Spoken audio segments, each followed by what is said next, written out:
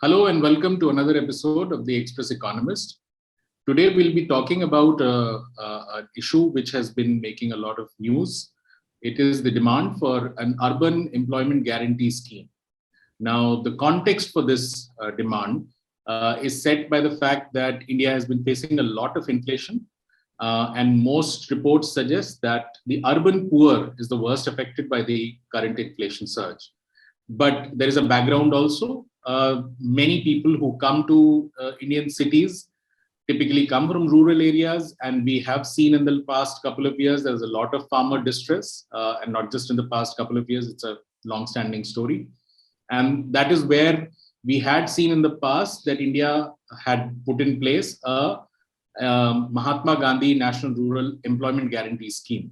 So since 2005, India has sort of looked at distress in rural areas and tried to provide some kind of employment guarantee.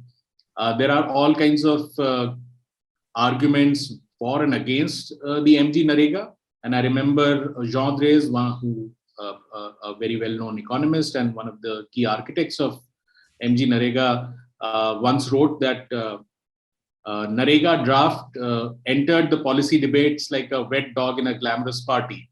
And but very soon, within a couple of years or so, Narega started getting traction, and it became a sort of a top dog, as it were. Became a favorite scheme at that time for the Congress party. And when Mr. Narendra Modi was running for the national election, he had berated Narega and his exact words were that it is a monument of Congress's failures. And to some extent, there was argument that the reason why we needed a Narega was because we didn't create enough jobs, especially in the rural areas, that there was some distress.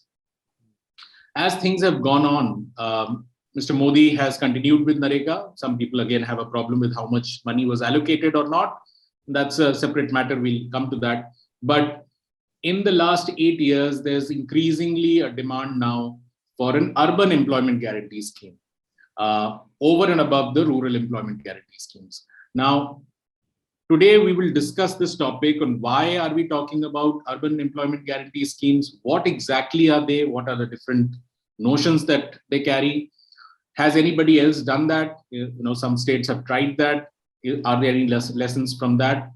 And, some of the questions that critics often throw at any such scheme, be it Narega or for the urban employment guarantee scheme. And to discuss today on this topic, because this is not just a topic about economics, this is not just about government's finances, it is not just about GDP, this is about people's lives and how they impact in turn the whole society and how we use our people, our human resources. So today we have a special guest.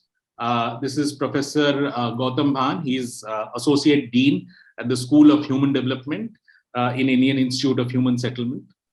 And Gautam has, I was quite intrigued to find that he's done his master's in urban sociology from University of Chicago and a PhD in city and regional planning from University of California at Berkeley.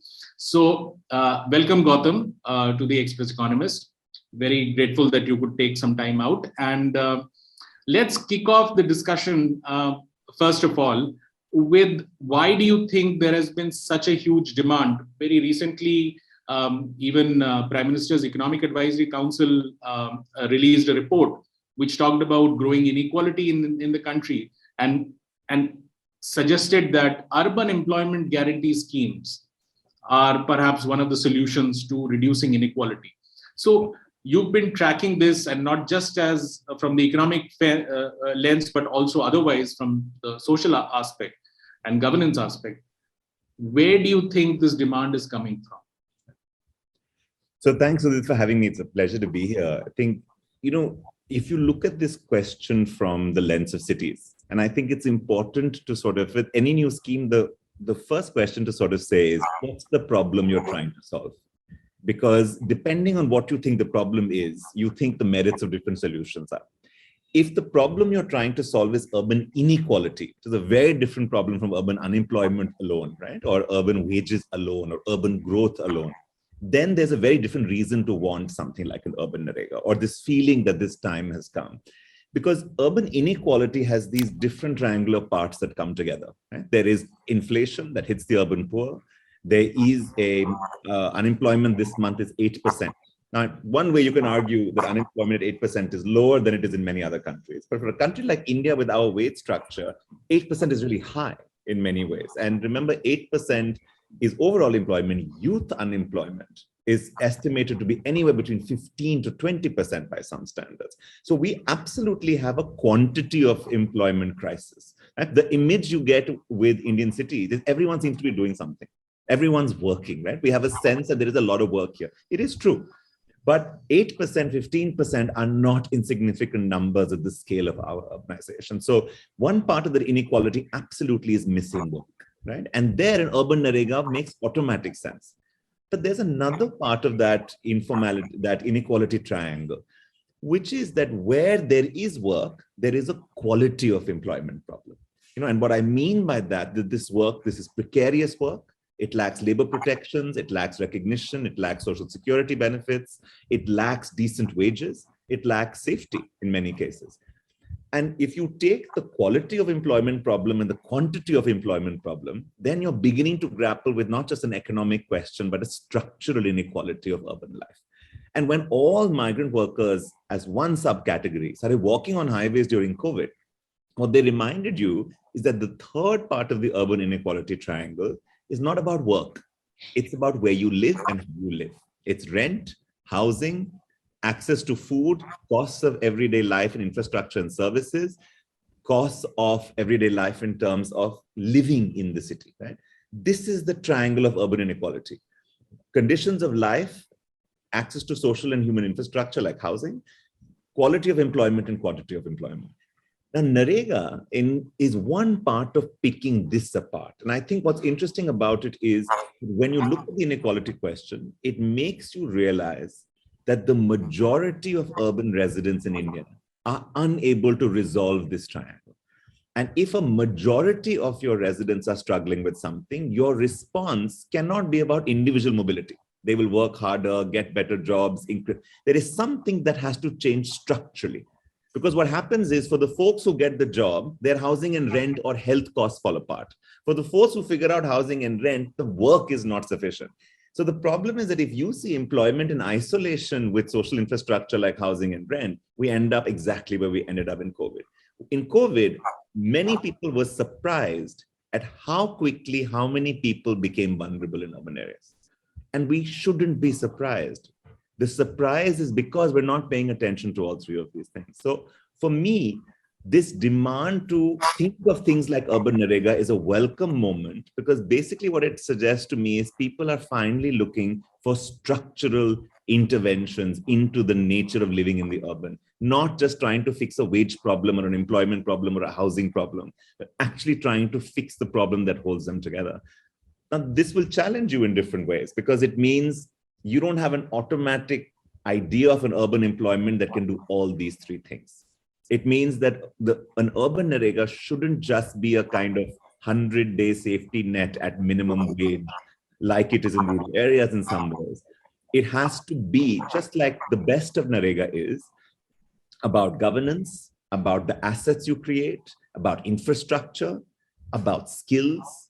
Right? So in some ways, if we think about urban narega as a transformative structural intervention into inequality, not into employment, then I think one of the things we're able to say is, how can I use urban narega to actually improve the conditions of urban life? How can I use it to make it an infrastructure mission as much as an employment mission? How can I make it a skills and training mission as much as an employment mission? And if we think about it that way, it has the potential to be transformative for inequality, not just for employment. And I think that's what's making a lot of people gravitate towards it. So tell me something, this is initially when the Narega idea was also floated, a lot of people simply said that why don't we give, say, 100 rupees or 200 rupees to the people who are needy in rural areas? Why do you have to run a whole scheme? And the argument there also was that Narega was seen, the best of Narega was seen to be something that would recharge Panchayati Raj, local self-governance and bring about, accountability in those structures. Mm-hmm. And, I would suspect that, as you are arguing that there can be that there can be a case made for urban Narega to do many of those things. But tell me something. We've had Narega for such a long time now, I think close to 18 years, I suppose. Mm-hmm. 17, 18 years. Yeah. Has that happened in rural areas? I mean, a lot of people would immediately ask, before you start an urban version, first do a check on rural areas, and have you actually achieved that? Or has that become, typically in Narega, our readers and listeners would be finding this. Every year, there is a question of how much money is to be allocated to Narega. The typical demand is that argument is that government is underfunding it, and it's not doing as much good. All kinds of other issues. So one argument could be, what have we learned? The other could be, why not put money in Narega, more money in Narega, because if it is underfunded, and stop the distress migration, which was the original argument that we want to stop distress migration. Why start something in urban areas? So it's a good question. And I think there's a lot to learn from Narega. So I think the sustainability of Narega also tells you that it has always managed to answer at least some part of these criticisms as it has gone along. So if you take the work of folks like Amit Basole at Azim Premji University, who has systematically looked at the effects of Narega, and many other scholars, there are 3-4 things that come apart. One is that Narega absolutely has had income effects. Individual rural incomes have gone up. Right? Even the critics of the program don't like this because they think it has growth mitigating effects. So the fact that incomes are going up is certainly true. But there are also very strong effects to show that gender and caste relations have been reshaped in villages because of Narega. There are also indications absolutely to show, those of us who work on urban areas keep looking at the difference between the 73rd and the 74th Amendment. Both of them sought to decentralize power, right? Down to the panchayat in the rural, down to the ward committees in the urban. The way panchayats have grown and politically, institutionally function, there's no comparison. We don't have the equivalent of the panchayat in the urban areas. We have not had, there are not one large metropolitan Indian city that has succeeded with ward committees, with mohalla committees, with decentralized governance, right? And I think that K.C. Shivamakrishnan, who was one of the architects of the 74th Amendment, at some point when he was alive, said, this is dead. In the urban, we refuse to cede power to decentralize to the local bodies, to the municipalities. And I think that there is an important thing. Again, it goes back to the question of saying, what's the problem you're trying to solve? The social effects that Narega has created, the assets it has created. And yes, the story on assets has been uneven. It's a complex national program. Unevenness is always going to be the story.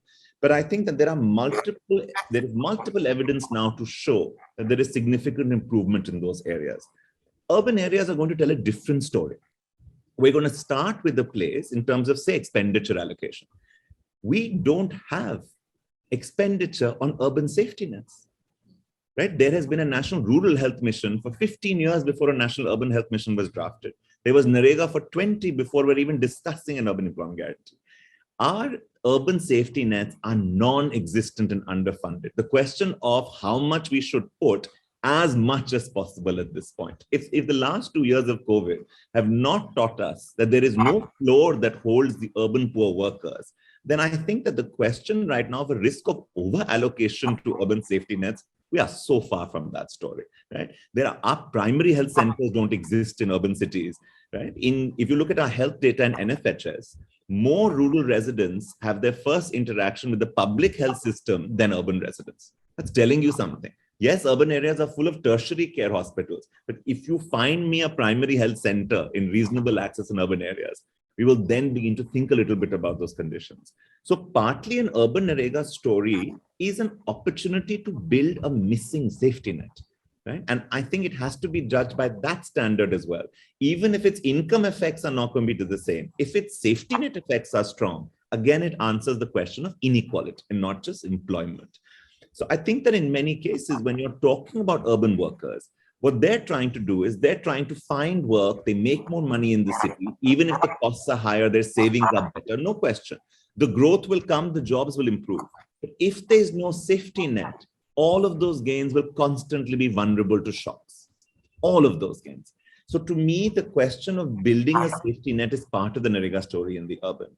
And in many cases, when you look at the question of why is money not just given, safety nets are not financial.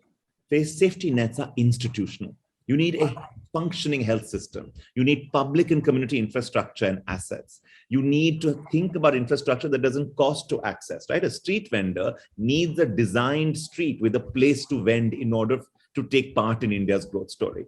A woman worker who is a transport worker needs a public toilet where she can go to the bathroom, otherwise she's not going to step out to work, right? So there is infrastructure that is needed for safety nets and growth. It is not a question of cash transfer and minimum income. I think this is, and the second thing to remember is that if you're going to talk about simply giving people the money, the question will go back then to saying, the terms of that relationship are then about beneficiaries, subsidies, and welfare.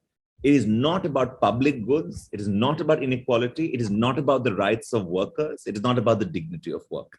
I think there is an absolute need to remember that social protection systems are also architectures of citizenship. They are not just delivery systems of minimum entitlements, right? And I think it is in multiple ways. If you started this with the question of inflation, you can give me a cash transfer, which with food inflation will become less and less meaningful every day. But a public distribution system hedges me against food inflation. That's why the institution matters. So I think it's really important for us right now. If we were in a different wage structure, if our inequality was not where it is, there are articles in the Indian media all week this week saying if you earn more than 10,000 rupees a month, you are in the top 10% of urban Indian households. We have to be very realistic about the wage structure of our economy. We cannot talk about urban growth and urban jobs being self-generating when 8 of every 10 workers are without basic income and security. We've got to build the foundation first. And that's why it's important not to make this a cash transfer issue alone. It has to be about public goods. It has to be about work-based rights. It has to be about fixing these key urban deficits, right? Now, the trick here is you also don't want to take Narega as we know it and move it to urban areas. Urban labor markets are completely different. Yeah, so I want to come to that particular question on what are the differences between an urban market and a rural market. Typically, so we'll come to that, but there's one question before that.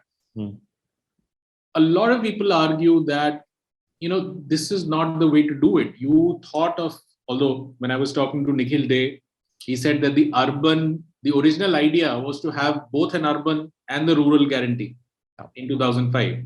As it happened, the urban was taken away and rural was started, I think, in the first 200 districts. Often happens. The urban gets taken away. Rural got the bulk of the focus, and 200 most, perhaps the poorest districts got that. And that's how the scheme started.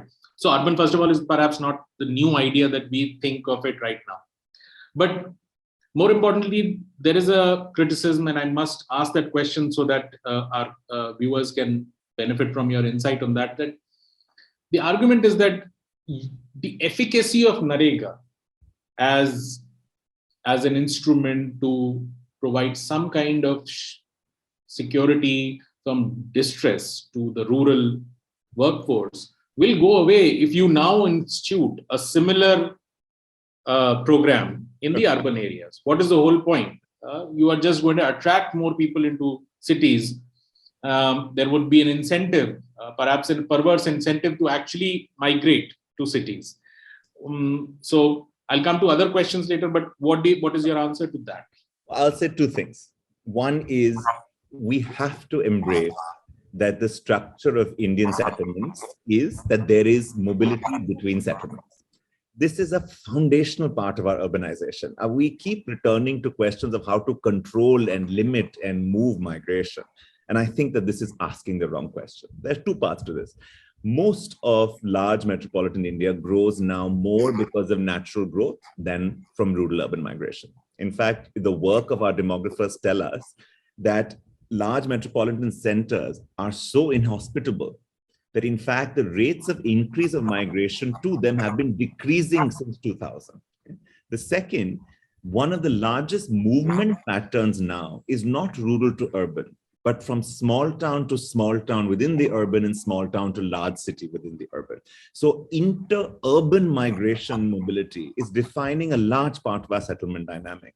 And it is not just a question, I think it's too simplistic to talk about a question of saying it's not like a tap with a fixed ration, right? That if the Narega tap is lighter, then the urban tap will go forth. These are not our moves. The mobility is more complex. The mobility is hedged in different ways. And no matter, now you're at about already officially at about 40% urbanization. You don't have an option but to anticipate inter-urban movement. You don't have an option but to count for natural growth within urban areas. I think that the rural-urban, the distress migration story is an old demographic story. This is also a country where actually not all mobility is distress migration. There is mobility of marriage, of aspiration, of labor markets, of movement. All the growth that you wanted to see and we are told we've had in the last 2 decades should make people move. Dynamic mobility of workers is a sign of a good labor market. If our economy improves, we should anticipate more mobility. We should reward it. So I think that we have long looked at migration very suspiciously. We've looked at it very unidimensionally. But even if you don't, even if you don't want a certain increase in rural-urban migration, I think urban Narega's first impacts for a long time are going to be about inter-urban migration. They're going to be about your smaller towns. And yes, within those towns, there will be migration effects. It will change the pattern of the way people move, and we will have to be attentive to those. And I think I am more concerned about that Nagar Panchayat newly declared urban area than I am about the village, quite honestly, when I think about thinking about a Narega dynamic. Okay, now so one set of questions is also about, many states have now sort of tried their hand at some kind of a urban employment guarantee. You'd be a better judge on exactly how comprehensive they have been, or how much of a real intent has there been. But looking at the data, I think last month Rajasthan had a big scheme announcement on that. But across party lines, Madhya Pradesh has one, Kerala has one, I think Odisha also has one. What are the lessons, or what do you know of the state level intervention in this regard before we talk about a national level intervention? I think it's too early. I don't think we know, Odisha's urban wage program, Tamil Nadu's, Jharkhand's, they were 1-year programs largely in response to COVID. Their work is very different. Kerala has had a longer urban employment guarantee for manual work, very specific, I think since about 2010, if I'm right. To me, the Rajasthan program is the first, at 800 crores for a first year, is the first serious indication to put put our money where our mouth is. And I think it's a very interesting articulation. For example, the Rajasthan program includes as one of the permitted work, repair and maintenance of public housing built under PMAY.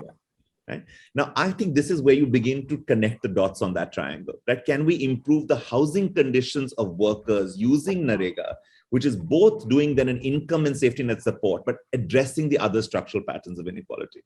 I thought what was very interesting about the Odisha example is that for work under 2 lakhs, they left the decision of what to do to slum associations. Odisha has been doing a land titling program before this. So under that program, they have registered associations in low-income urban communities. They said, look, it's under 2 lakhs, you decide what to do. This is an interesting design for an urban Narega, where a neighborhood association in an urban informal settlement says, we want an Anganwadi, we want a public meeting center, we want, if it's a fishing village on the coast in Odisha, they want an economic livelihood dry storage center for fish, right? Or a boat repair shop. So I think the fact that when you think about a decentralized program like that, there are innovations to learn from, but we don't yet, I think, have enough to simply scale up state initiatives to come to a program. I think we have to, in parallel, say, what does this program look like 800 crores? What does it look like at 8,000 crores? And this is where I think that imagination should not just incrementally build up, and I think if I think about some of the parts that I would take from different places. So let's bring, for example, the work on skill training. This is a big discussion in youth unemployment right now. When you look at apprenticeship and skilling models in the informal economy, if you link them to urban narega, and this was a proposition made both by Jean Drèze in his duet model and by Amit Basole and colleagues at APU in their articulation of urban narega, which is link this to skill and training. So you actually then have a interesting model where you're getting a wage support in order to skill yourself as a worker, right? The other part that I think is really interesting, which is where a lot of our work is, which is we want to link urban narega to improvements in urban infrastructure and services, right? You want slum upgrading programs that are supported through urban narega, where the wages are going towards the improvement of people's housing. You want, so South Africa, for example, and in many other places, some of the earliest parts of, urban employment programs were called EPWPs, public works programs for employment. The ILO calls this labor-intensive investment in infrastructure, right? So there's this kind of, the logic is the same. The logic is you don't just need people to have work and basic income. You need infrastructure so that that income translates into what Amartya Sen would call actual ends, right? The capabilities. What's the point of having 200 rupees if the water tanker costs 400 rupees? But if I have a functioning municipal water line, all of that 200 rupees is growth, right? So I think the question then becomes, so if we think of these elements, we don't have examples from the states where we've been able to combine a skill-based narega, an infrastructure-based narega, a services-based narega. Imagine, for example, a narega that was based on expanding urban local body governance to provide services, narega for care workers, narega to give ASHA and Anganwadi workers assistance and helpers and buy out more of their time. So what if we thought about, narega as a way that improved the delivery of urban local governance services? So in many ways, the idea for an urban narega is to combine. Don't just think of a flat rate, combine with something else. So two things. One, perhaps would be clear to viewers, but you can expand on that, that it's not that the urban employment guarantee scheme, or whatever the name it may have, if at all that happens, would be a direct, just an extension of narega. It cannot, because urban work is not seasonal. Rural work is seasonal, and you think of distress as a seasonal thing. Urban work will not be like that. It's not just the temporality. Take, for example, the way contractors work to match employment in urban labor markets, right? So how you enter an urban labor market is very different from how you enter a rural labor market. This is not to make rural labor markets simple and not complex and not diverse. They absolutely are. There are rural labor markets. But I think that there is certainly, because of the nature of urban work. So, for example, the way the four large urban informal employment sectors, domestic work, construction, street vending, and paratransit, they are distinctively urban employment in the way they sit in cities, right? How you enter that work, how wages are negotiated, who can support you. These are off-contract informal employments. There are networks around information, gender, caste, and region that determine mobility into these networks. So one of the big questions for urban narega is going to be, do you involve contractors? That's going to be a big design challenge. Do you work with existing contractors, or does the ULB become a direct employer?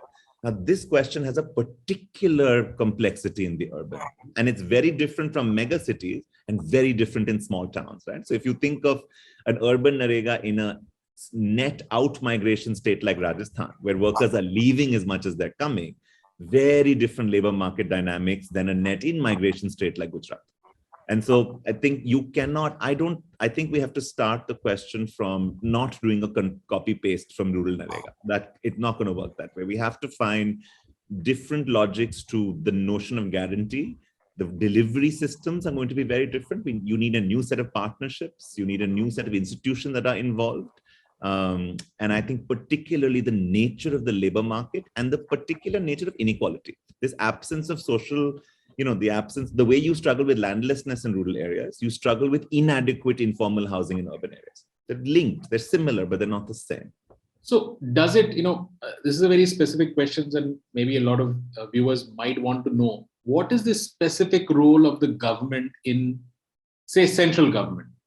in devising such a scheme? Or should it be left out to state governments? Is it only about allocating money at one level, government's role, and the designing left to local solutions? What do you think might work? The more local, the better. And by local, I don't mean the state government. I mean the municipal, urban, local body. I mean, this is pivotal. And is that functional? Is that a functional thing? Do we actually find that urban local bodies, what is typically called capacity issue, whether they have the capacity to even conceptualize, do that? So would giving them money be enough for them to figure out? I'm sorry to ask that question, but it has to be asked in naive, but still. It is the $1 million question. This is exactly the criticism that was leveled when the 74th Amendment was not implemented. Municipal corporations are not ready. Urban local bodies are not ready. And K.C. Shivarakrishnan, I invoke him again because he had wisdom in these matters, kept saying, it's not that they're not ready. You will not let them become ready.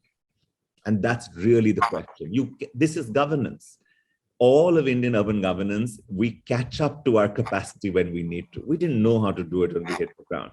So there is wide variety in municipal governance. Tamil Nadu, Kerala, Gujarat, Maharashtra, Uttarakhand, Himachal do much better at local governance than others. So it's not a uniform story of the missing municipality. It's important to remember this.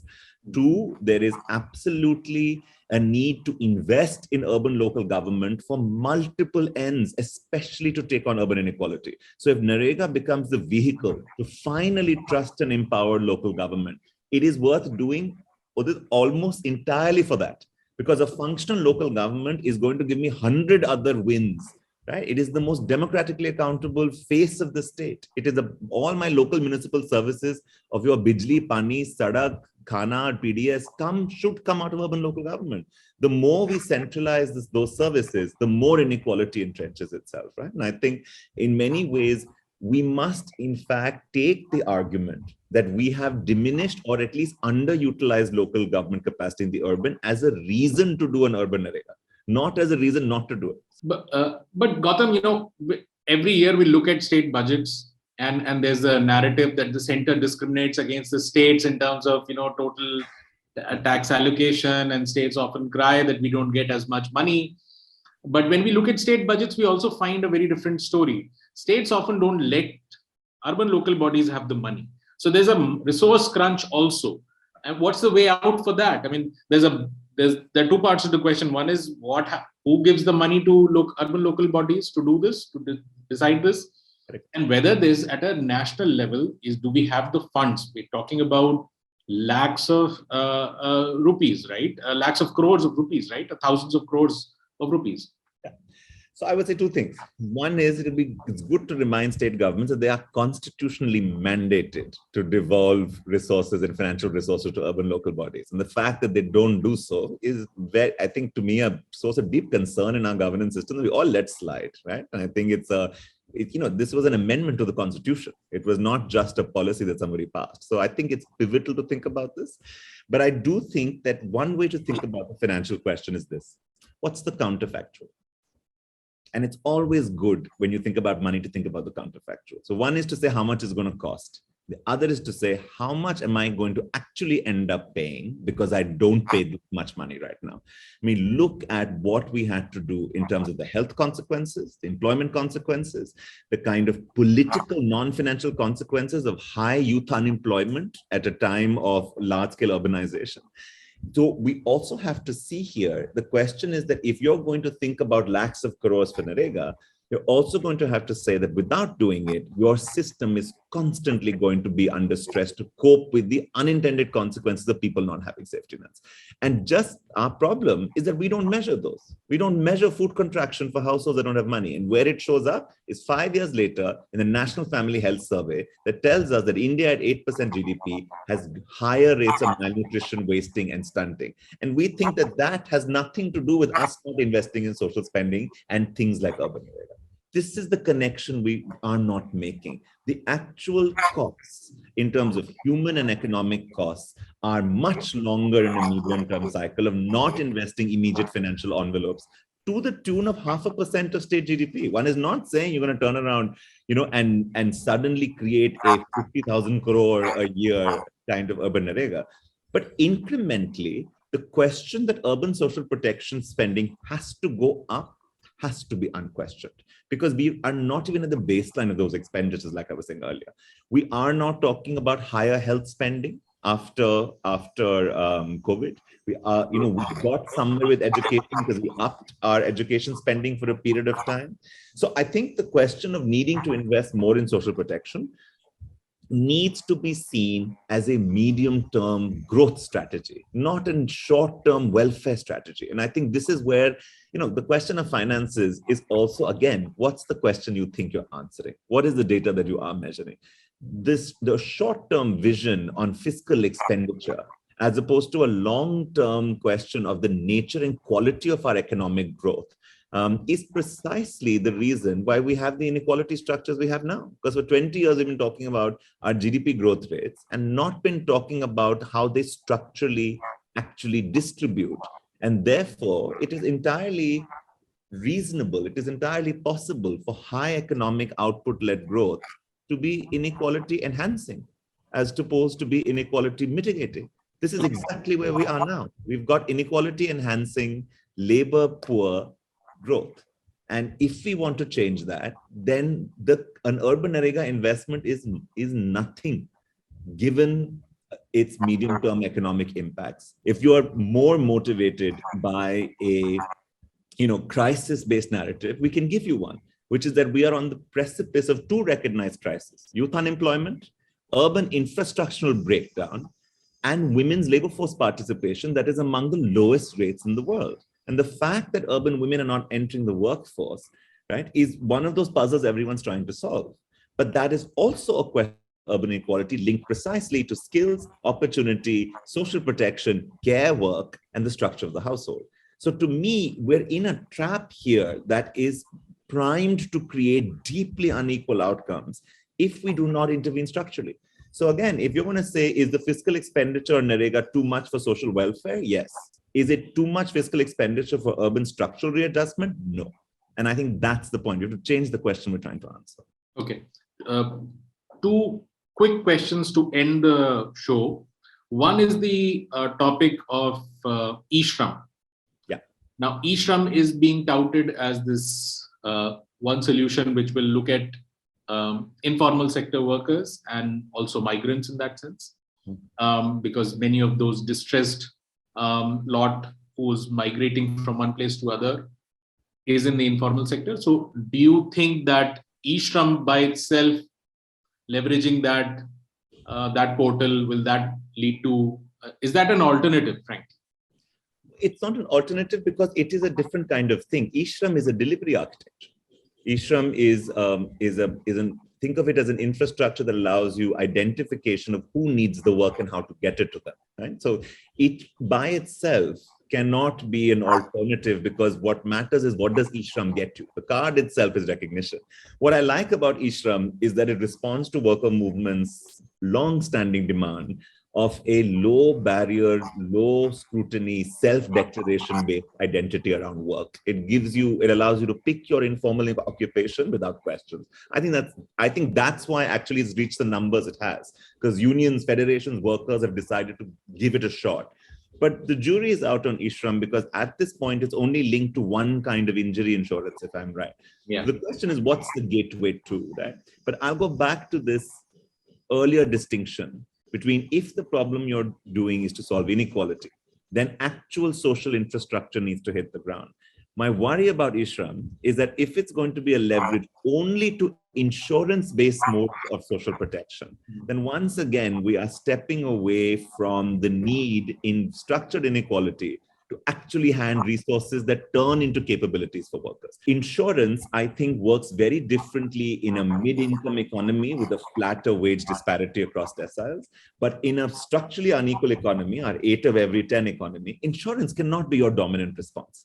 So my only thing about e-shram is I think it's a useful additional, to the possibilities of the delivery architecture of an urban Narega. I think it can help you to, and these are very important questions, right? Because it's all very well to declare multiple entitlements under an urban Narega, but if we do not have the infrastructure to deliver it, and that's the other thing COVID showed us, right? We had state governments wanting to give cash transfers to workers and didn't know how to find them, right? Did not have databases that help them. So we will need to spend a lot of time saying, is each from the right digital infrastructure technological backbone? I don't know.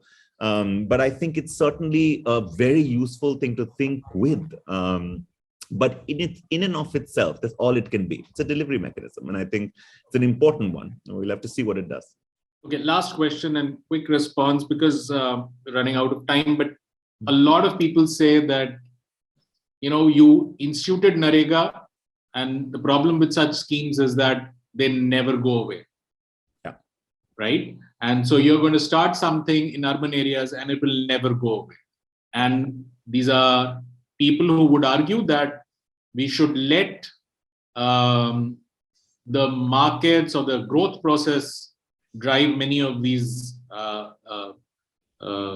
improvements, even if it comes at the cost of some human misery, I suppose. But don't start something which will remain in perpetuity. It will never go away. What is the counter, or what is your view on that? I think that we should all do one thing very simply. Once a year, we should look at where wages in India are. When those wages move, we should absolutely tussle with the question of perpetuity and support. Until those wages move, I simply cannot understand an argument that says that the risk of overstaying your welcome means that you should never come to the house in the first place. It would be a very odd thing to, for example, tell your family member not to come see you because, who knows when they leave. That's not the way one thinks, right? This is one of those same places where, but in all seriousness, I think that it is always wise to worry about the sustainability and future lives of programs. But I think it's also very important to not judge the present by an unknown future. What we know is that the wage inequality in India has been remarkably stable for the last 20 years. I think every economist of every stripe will say that.